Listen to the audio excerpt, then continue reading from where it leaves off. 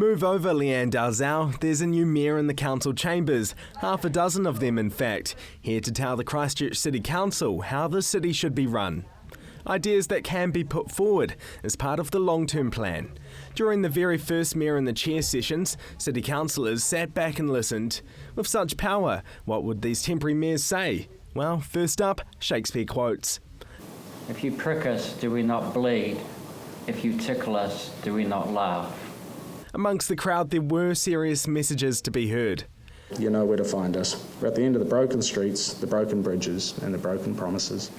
Paul Zanin told councillors New Brighton has been abandoned and neglected, not in his role as New Brighton's Business and Landowners Association manager, but as a concerned member of the community. He claims New Brighton has been left to itself following the earthquakes. Sad reality is that this is being done without your support, without your understanding or your engagement.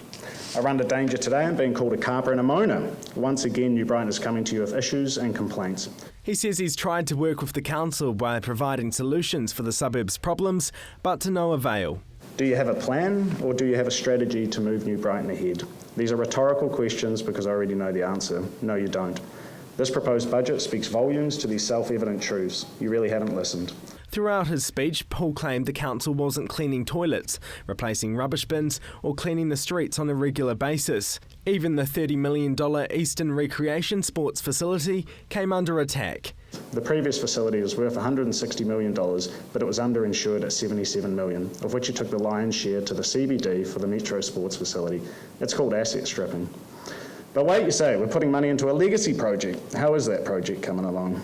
But Paul's local city councillor, Glenn Livingston, disputes some of his claims, branding Paul's speech as rather extreme.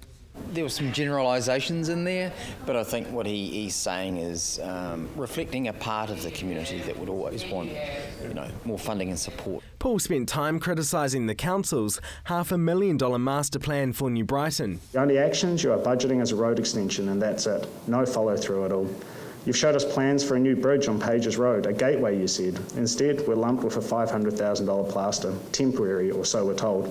And Councillor Livingston agreed in part. The bridges need to be a priority.